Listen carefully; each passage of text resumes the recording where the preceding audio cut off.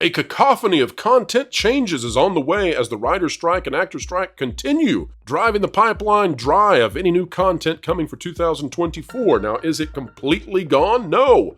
There's still some stuff that the studios can put out. However, there's no new stuff being made essentially. And that means that studios are going to have to lower the cadence of the content. One of the first big shifts is going to be Dune 2, now coming out in 2024. Leaving the slot open to the Marvels. We don't know though, will that make a big difference? Will people come out to support Brie Larson and the rest?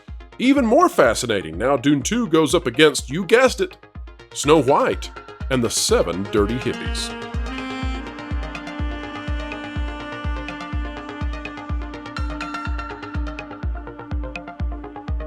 Hello folks, how are you doing today? What an honor it is to share our time with you.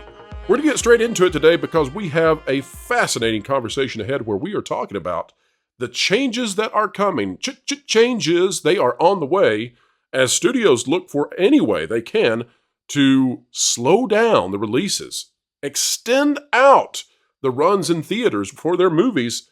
You're going to see the same thing out of streaming services as well, where they are going to look to slow down the shows because writers and actors are refusing to go back to work. They don't want to come to the negotiating table. They don't want to accept negotiations.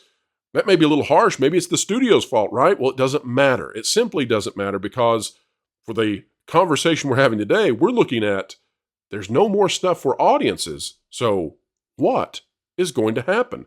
This out of Variety by Jordan Maru and Matt Donnelly. Dune Part 2 delayed to 2024 amid strikes. We'd been hearing some rumors that this could happen, and happen it has. It's going to have major implications also on the fall box office.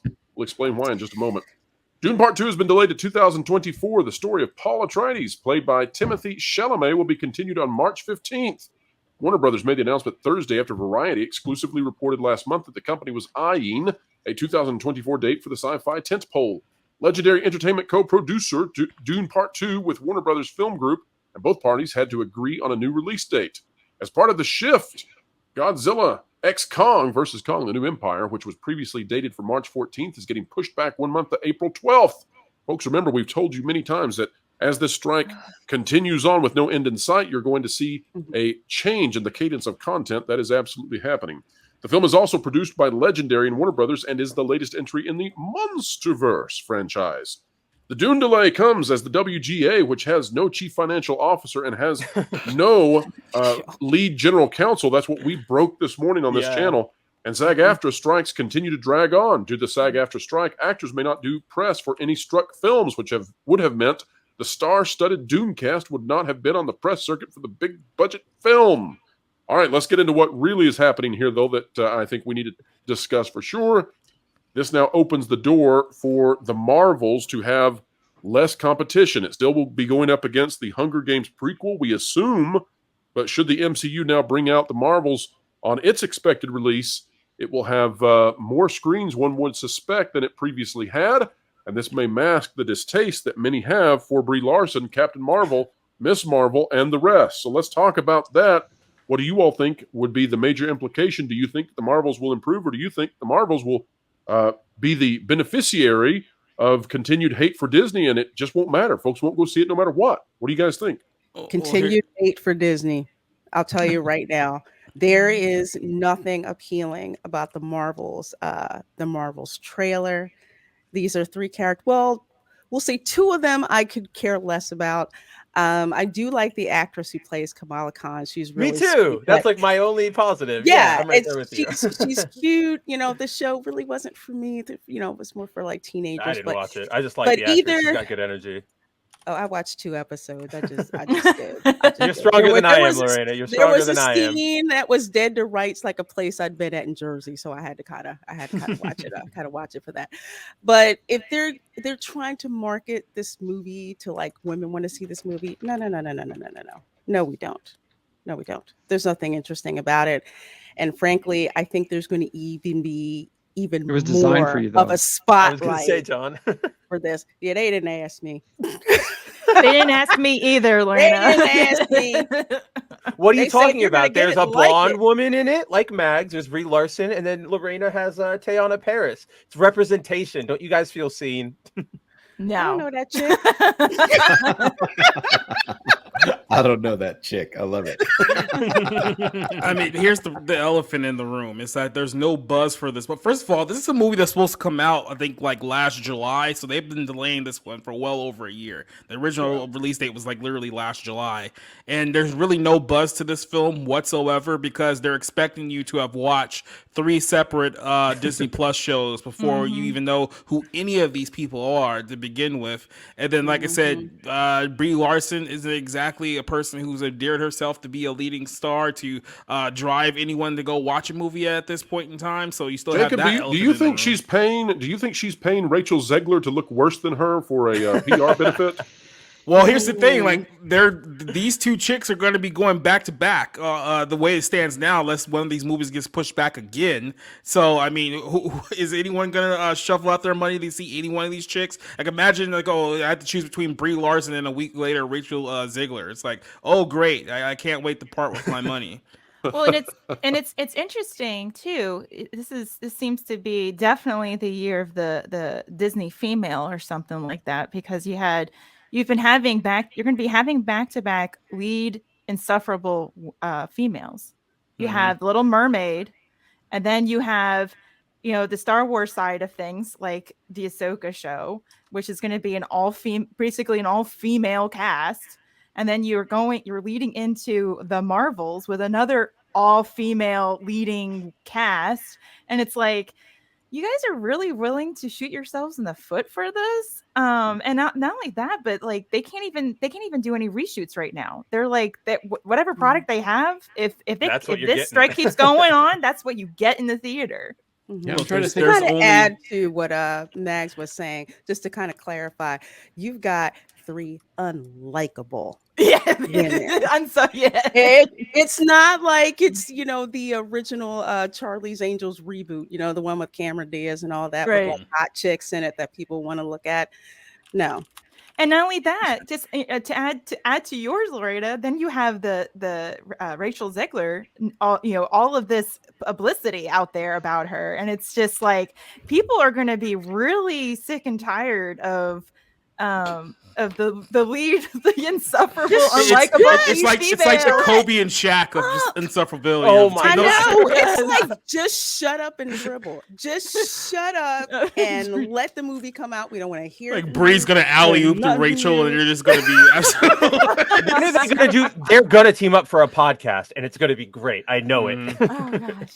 So I have a little bit of a different opinion. I actually think that Dune getting pushed back does actually probably help the Marvels box office to a certain extent. Whether or not it's huge is a question I don't have an answer for, but I do definitely think it will affect the box office in a positive notion.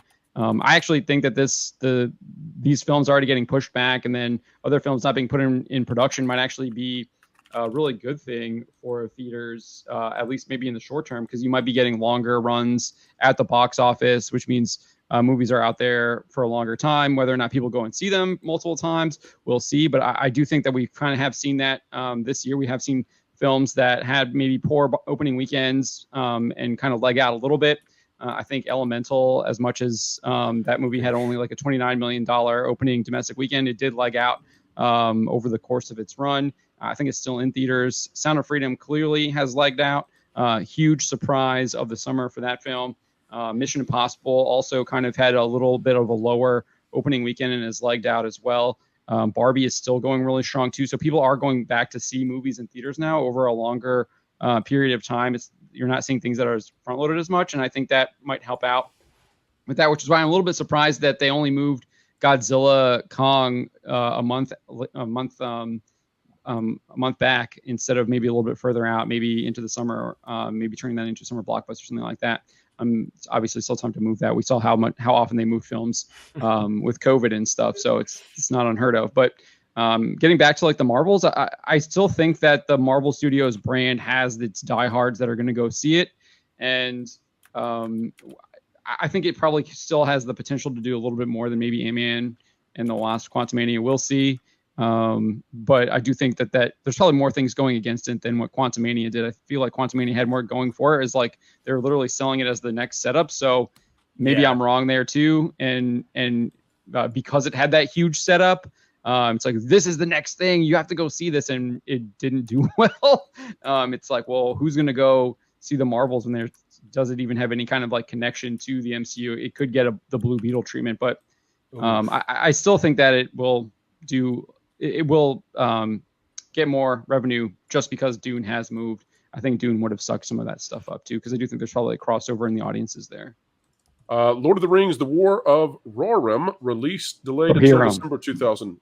Apologies on that. Release delayed until December 2024, and of course, a major film now also being moved from its April 12, 2024 release date to December 13th.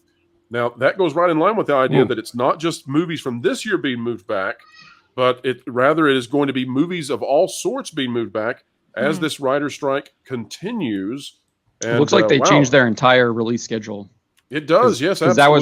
That was where Godzilla was. Yep. So or is now, I guess. This just breaking in, of course, and I would suspect, folks, that what we're going to begin seeing, perhaps today, perhaps tomorrow, maybe tomorrow, but when we're looking at the West Coast, we may still get some news out of there.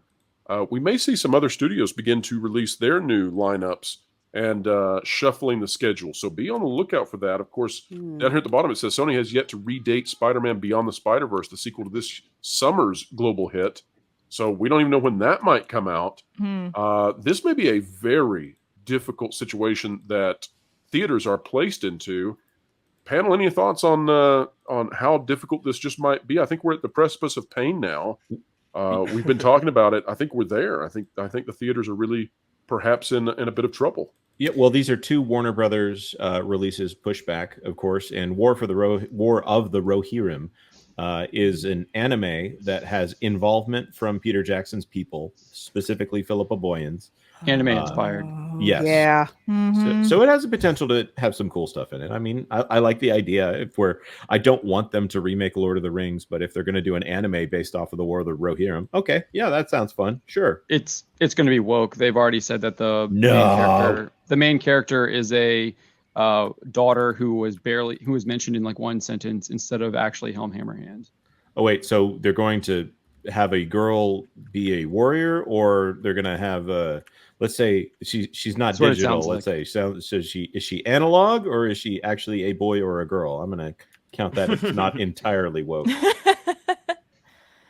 They said that this daughter who literally who's referenced in one sentence, has no name, is the main character of the movie instead of having it be Helm Hammerhand, which is what Tolkien's brief short story about this was actually about. So they're changing it around, but they haven't guaranteed they're going to put obscure gender ideology in it. I'm going to take that as a positive here. Yeah, I don't know about that. Or at least remain to be seen. All right, folks, that is a wrap when it comes to today's discussion. But if you would be so kind, we surely would appreciate it if you would consider clicking the like button, share, subscribe. Click it, stick it to the algorithms. It's the notification bell. And you know what? Drop a comment down below. And if you have not ever shared one of these videos out on social media, well, there's no better way to tell your friends that you are staying ahead of the culture curve, that you have entertainment explained. Share it with them and see if they also can get that bigger brain when it comes to understanding what in the world is going on with the crazy, upsy-down world of Hollywood. And folks, wherever you are and whatever you're doing, even if you are in the insanity that is Southern Cal, keep learning, keep growing, and keep having fun.